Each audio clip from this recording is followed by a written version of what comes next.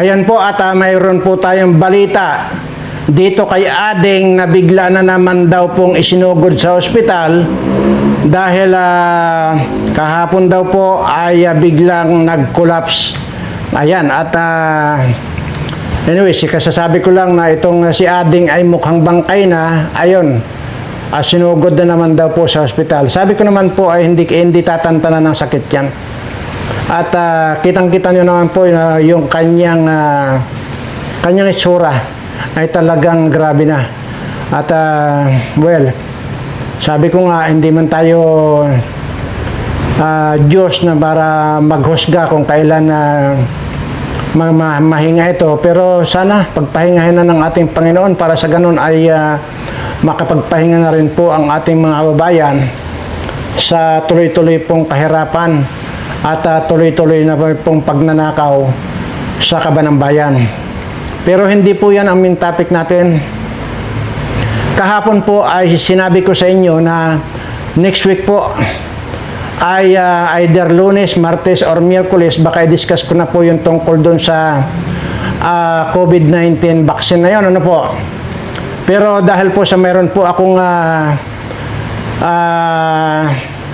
nasagap na video ay doon po ako nangilabot at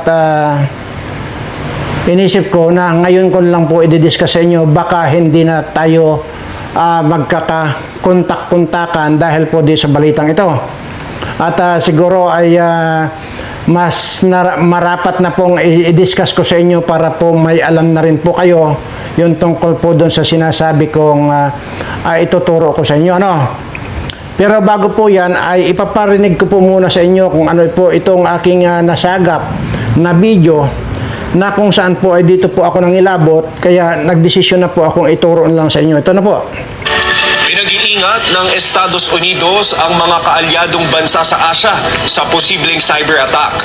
Ayon sa US, Iran ang nasa likod ng cyber attack na anilay resback dahil sa pag-atake ng Amerika sa Tehran. Ayon sa broadcast journalist na si Michael Cohen, kabilang ang Pilipinas sa dapat maghanda sa cyber attack. Paliwanag ng journalist, karaniwang punteriya ng Iran ang may koneksyon sa US gaya na lamang ng Japan at Korea. Samantala, nakikipagtulungan na si Defense Secretary Gilbert Teodoro sa Estados Unidos kaugnay dito. Ayan po. Kaya po nagdesisyon na lang po ako na ngayon ko na lang po ituro sa inyo dahil baka po abutan tayo ng yan nga, mawala na po tayo ng contact sa isa't isa. Ano po? At ano pa ba yung na-record ko dito? Ulitin ko lang po yung kuwana kung bakit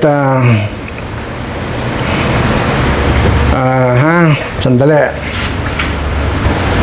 Ito pong sunod na mapapanood ninyo ay dito po nagsimula yung ating diniscuss. Kaya po yung tungkol dyan sa in-inject nila sa inyong lahat na mga nagpa-injection ng kasagsagan ng COVID.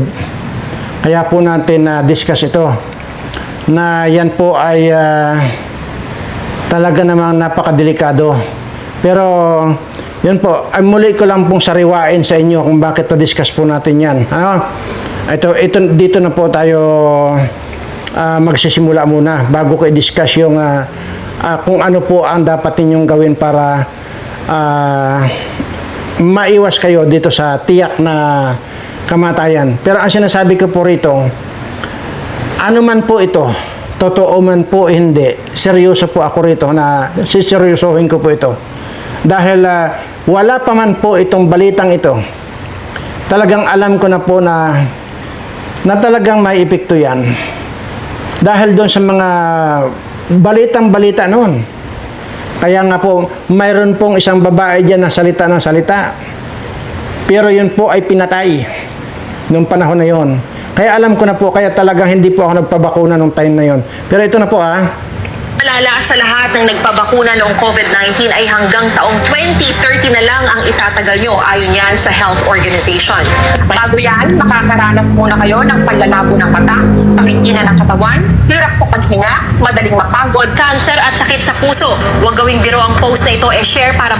So, yun na po yung sinasabi ko, yun na po yung ating yung ating discussion kung bakit kung paano tayo na uwi dun sa mayroon akong ituturo sa inyo. So diyan po ay maliwanag na po itong balitang ito dahil una-una diyan po sa comment section ng mga videos ko ay marami pong nagpapatunay na magmula daw nung na-injectionan sila ay lumabo na talaga yung mata nila, hirap na sa paghinga, at kung ano-ano pa na mga mayroon pa nga sinasabi sa akin na parang may nararamdaman silang bigla na lang na kuryente sa katawan nila. So marami po talaga at talagang cancer. Kaya sabi ko nga po, kung hindi man totoo na magkandamatay sa 2030 itong mga nabakunahan, ay doon na rin po pupunta yan. Mamamatay at mamamatay pa rin po kasi nandiyan na po yung papatay sa inyo sa mga nabakunahan. Kaya ito na po yung ituturo ko sa inyo. At ito po pakinggan mabuti. Tapos ang pakatandaan po ninyo, wala po akong sinisingil dito ni sintabos yung pagtuturo ko po sa inyo. Wala po. Yan po ang itanim nyo sa isip nyo. Ginagawa ko po dito dahil sa pagmamahal ko sa mga kapwa ko tao at ganoon din po din sa mga subscriber ko. Anyway, so sisimulan na po natin yung ating discussion na kung saan po ay ito, makinig po mabuti. Doon po sa abroad, yung mga subscriber ko abroad at mga Pilipino na rin sa abroad, kahit na hindi ko man subscriber ay kasama na po kayo rito sa aking i-discuss. At dito naman po ay para sa lahat na po ito, hindi lamang po sa mga subscriber ko. At yun nga po, ito ay sa lahat lang po ng nabakunahan noong COVID-19 time na yon. Okay, so kasalanan po kayo dito mga nasa abroad. Pero kung wala po kayong mapoproduce na ganito, sinabi ko naman po sa inyo na pangsamantala ay huwag kayong kakain ng pusit, shrimps at saka yung pineapple at saka yung yung crabs At hangga't hindi kayo nakaka-comply nitong aking ituturo. Pero kung mayroon naman po dyan sa inyo, sa abroad dyan, kung saan man, at makakakuha po kayo nitong aking ituturo, di will and good, mas mabuti. Ano po? Simulan na po natin. Kumuha lang po kayo ng isa na ugat ng saging. Kahit anong klaseng saging po yan. Kahit anong klaseng saging. Ugat ng saging. Wag naman po yung marami. Isa lang po na ugat ng saging. Yung ganito lang po kahaba Huwag nyo na po palalampasin at masasukat naman po, igaganyan ninyo. Diputulin nyo na po. Iganon lang sukat. Para wala po tayong wala po tayong over dito. So sa ugat ng saging ito, ganito lang po ang haba ugat ng saging. Pangalawa, ganon din po sa ugat po ng niyog. Ganon din po ang sukat. Ito rin po ang sukat. Okay?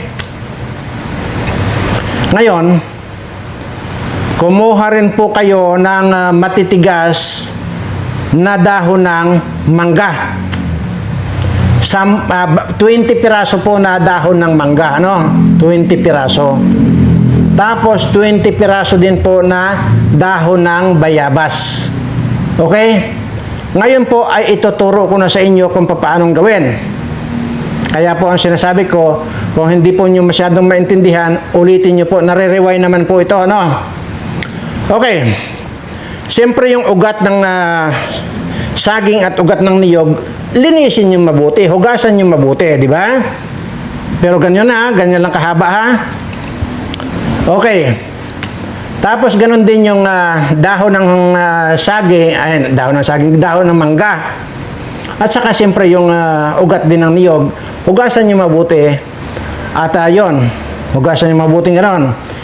Ngayon, ano ang gagamitin yung panlaga? Hindi po tubig. Ang gagamitin nyo, kundi yun pong sabaw ng niyog ang gagamitin ninyo. Di ba? Mapabuko man yan at mapamatandang niyog man yan o buko, basta po ang pinag-uusapan natin dito yung sabaw ng niyog. Ano? So ngayon siguro, takalin nyo po yung sabaw ng niyog na yon. Halimbawa, kaya natin tatakalin dahil iba may ituturo ko kung hanggang ilang araw na yung iinumin to eh. So siguro, Lunes, Martes, Miyerkules, Huwebes, Biyernes, Sabado, Linggo. So 7. So ngayon, either takalin nyo po sa baso yung sabaw ng niyog at least 8 or 9 na baso. 9 na baso noong tubig ng niyog.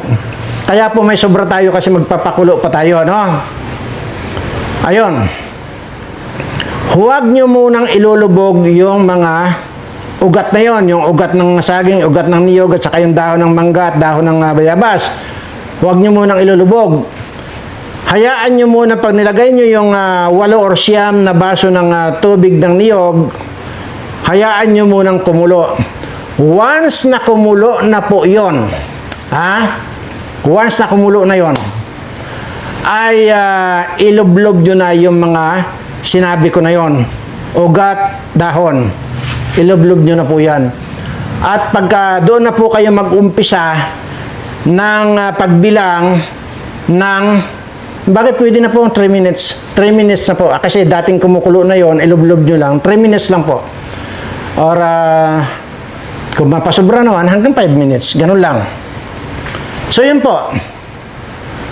Ngayon, papaano itong inumin? Ayan. Ang pag-inom po nito ay araw-araw sa pagkatapos ng hapunan. Naintindihan nyo na nakukan nyo, nasusundan nyo ako Iinom po kayo nito ng kalahating baso nun. Okay? Pagka naghapunan po kayo, palampasin nyo lang po ng 2 oras, uminom po kayo ng kalahating baso. Tapos, pag matutulog na po kayo, yung kalahating baso uli ang inumin nyo, at yun, diretso matutulog na kayo noon. Ganun pa rin po, kinabukasan, yun pa rin po ang proseso hanggang 7 araw po yan. Ganun lang po. At kasi kung halimbawa hindi na tayo magpangipangita dahil lang sinasabi na baka mawalan tayo ng internet, ay at least na ituro ko na po sa inyo. At ngayon, di tapos na kayo doon sa 7 araw ng pag-inom noon, ano? Pag natapos na po kayo, tapos magkuha naman po kayo. Kung pang 7 araw, palampasin nyo lang po ng 2 araw, kumuha naman po kayo ng dahon ng malunggay. Dikdikin nyo po yan. Kung wala po kayong blender, dikdikin nyo po. Siyempre, pag dinikdik nyo yan, madudurog yon. Sabawan nyo rin po ng kaunting sabaw ng niyog din. Sabaw ng niyog din yon. Pigain nyo po yon. Pag yun napiga, at least mayroon pong kalahating baso na ma-extract ninyo doon sa dahon ng malunggay at inumin nyo po yon. Yun na po yung hanggang doon lang po yan. So, sana po ay naintindihan ninyo. Sabi ko nga po, kung hindi nyo naintindihan, ulitin nyo lang po yung video. Iganyan lang po. Mauulit uli yan. Marirewind. So, sana po nakatulong yan sa inyo. At umaasa ako na marami pong makakaalam niyan. Umaasa po ako na maraming makakapanood niyan at makakasunod niyan. Pero ito po ang tandaan ninyo, wala po sa pilitan ito, no? Kung yun lang pong may gusto at naniniwala dito sa sinasabi ko, wala pong sa pilitan yan. At ang pinaka-importante po rito, wala po akong sinisingil sa inyo ni centavos. At uulitin ko na naman sa inyo, ang daming nagkalat na mga nandyan, mga gamot sa kanser, gamot sa kung ano dyan, bukol o ano. May nag-comment kasi na pati daw ba yung kay Doc Lisa ay hindi totoo yun. Yes, hindi po totoo yun. Ginagamit lang po si Doc Lisa dyan, at saka mayroon pa minsan si Rapitol po, di ba? At saka mayroon ba yung Doc Mata, hindi po totoo yan. Lahat po na nandyan sa YouTube na mapapanood nyo, lahat po ng advertisement na yan, wala po kayong dapat paniwalaan dyan. As in, zero, wala po kayong paniwala, wala pong katotohanan lahat yan, mga yan. Yung mga sasabihin na gamot sa atay, gamot sa bato, pampatunaw ng bato, wag po kayong magpapaniwala yan. At as long na kung magtuturo sila at magpapabayad sila, isipin nyo agad itong sinasabi ko na pira-pira lang ang alam nitong mga kawatang ito. Mga kawatan na rin po, naglipanan na po yung mga kawatan ngayon. Baka hindi nyo po alam kung ano-ano na pong mga racket nila. Anday kakabi-kabila po yan. Yan po ang tandaan nyo. Kahit ano pong advertisement nila, wag po kayong papatol dyan. Wala pong katotohanan yan. Yung sinasabi nila mga pod supplement yan, wag na rin po kayo magpapaniwala dyan. Ha? Wag po. Kung gusto mo pod supplement, edi mag-pod supplement kayo ng sarili ninyo. Oh, lumamon kayo ng carrots, potato, broccoli, yung mga yan, kangkong, yung mga talbos ng kamote, talbos ng sili na po, napakakuan po yan, di ba yung pinanglalagay lang natin yan sa ano to, tinulang manok, yung talbos ng sili.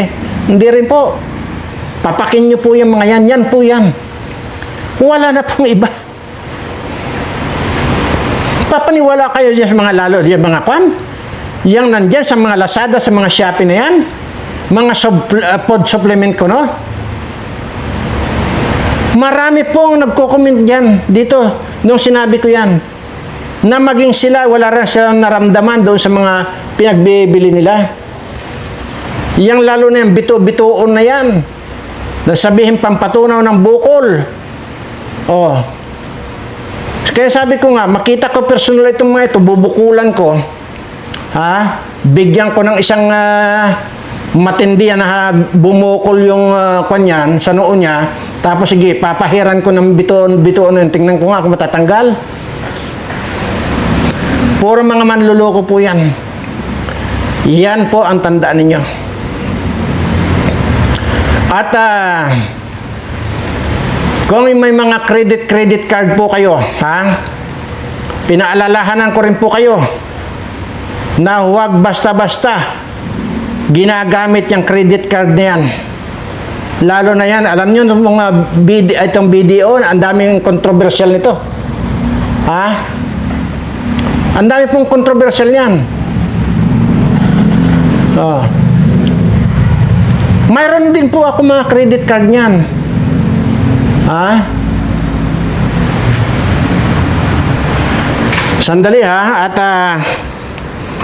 ang dami pong nag-iiyakan dahil nagamit yung mga credit card nila ng ibang tao, tapos pagkalaki-laki ngayon tapos inobliga ka ng BDO na magbayad na hindi naman ikaw gumamit. Alam niyo po ba, ako meron po ako niyan eh. Gold po ito. Yan, oh. Meron po ako niyan. Pero magmula ito nung naging controversial, hindi ko na po ginagamit to. Napakalaki po ng credit limit ito. Ha? Napakalaki. Kaya yung mga gumagamit po nito, huwag basta-basta. Dahil hindi ka tutulungan ng BDO bago sabihin na wala, hindi namin kasalanan yan. Yun ang sasabihin. Kaya, mapapansin ninyo, dating sikat na sikat yan na maraming tao. Ngayon, naglayluhan na yung mga tao. Manapa itong isang credit card ko. Ito po, 1 milyon po ang credit limit ito. Imaginin mo. Ano ito? Platinum ito. 1 milyon po may get ang credit limit ito. Ito po yung talagang ginagamit ko kasi nga po, hindi talaga ako gumagamit ng cash. Sinabi ko naman po sa inyo na allergy po akong humawak ng pera. Sinabi ko na hindi po sa kayabangan yan. Mayroon po akong agreement between me and ating Panginoon na ayaw ko pong hawakan yan dahil yan pong pera, demonyo po yung pera. Wala man pagkakaiba ito. Kaya nga, dito siguro, kayo na po mag-isip. Madalang po, yung mabibigyan ka ng bangko ng 1 milyon mahigit ang credit limit ng iyong credit card. Ito, unang salyada. Yung sa BDO. Unang salyada lang po ito ay, nalimutan ko na ang credit limit ito. Pero malaki po ang credit limit ito. Pero minsan ko lang po ginamit yan. Pero nung may nakita akong umiiyak dahil nga doon sa may gumamit ng kanyang kuwan, napaka-imposible naman malaman nila yung information. Eh di taga-bangko lang din ang gumagago na yan. Marami po itong mga bangko na may mga credit card ako. Lahat po yan. Kahit po pumunta akong abroad, gamit ko po ito. Bibili ako ng ticket. Gagamitin ko pang shopping sa abroad. Kaya nung kailan yun, nung nasa Dubai ako, yan po gamit ko. Hindi po ako humawak ng cash. Wala akong pera. Kung mayroon man na pera na kailangan bayaran ng cash, ayun po ang alalay ko, ang tagabayad.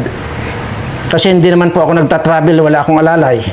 Sinasabi ko naman po talaga, akala nyo lang kasi nagbibiro ako na allergy ako sa pera. Humawak. Hindi po ako nagbibiro doon. Kaya marami pong nayayabangan sa akin eh. At sabi na pakayabang ko naman daw. Ay, sa totoo lang po yun. Hindi po talaga ako humahawak ng pera. Oh. Yan po yan. So yan po ang mga paalala ko sa inyo, lalo po yung mga OFW natin abroad, hay, baka may mga credit card kayo. Iwasan nyo po itong video. At nagtataka lang po talaga ako kung bakit napakaraming biktima na mga credit card na nagagamit ng ibang tao. Mario Joseph. Ngayon, kung halimbawa sabihin naman nila na hindi nila kasalanan yun, ay bakit hindi nila kasalanan? Ay sila ang may control dyan. Sa kanino, nasaan ba yung inipilapan yung application dyan? Sa totoo lang po, hindi ako nag-apply dito sa BDO. Isinaksak lang po sa akin to. Wala po akong in-applyan. At ito naman po nga isa, na security bank ko, hindi rin po ako nag-apply dito. Alam niyo kung bakit nagkaroon ako?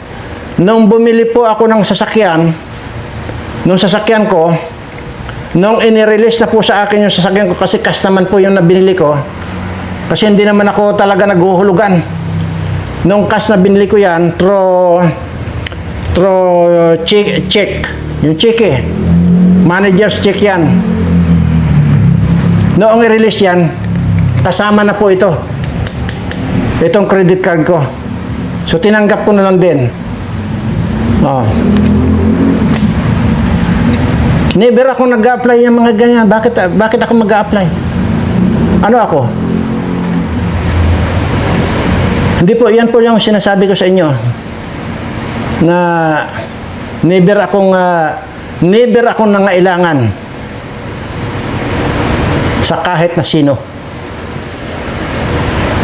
Di lalo na itong sa gobyernong ito. Never ako nangailangan din sa gobyerno. Ako pa ang tumutulong sa gobyerno. Yan lang, pagkalaki-laki ng mga binabayaran ko tax. Hindi lang yan. Yung sinasabi ko pa nung kandidatura ni itong si BP Sara at saka si Bangag. Maliit lang naman yung kinontribute ko. 1.5 million lang sa tarpaulin. Kinontribute ko po dyan sa yung tarpaulin nila. 1.5 million to be exact. At may resibo po ako rito.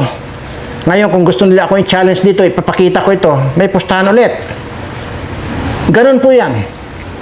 Kaya hindi po ako nakakaperwisyo sa gobyerno. Ako pa ang tumutulong sa gobyerno. Pero bakit ako nagdadaldal ng ganito?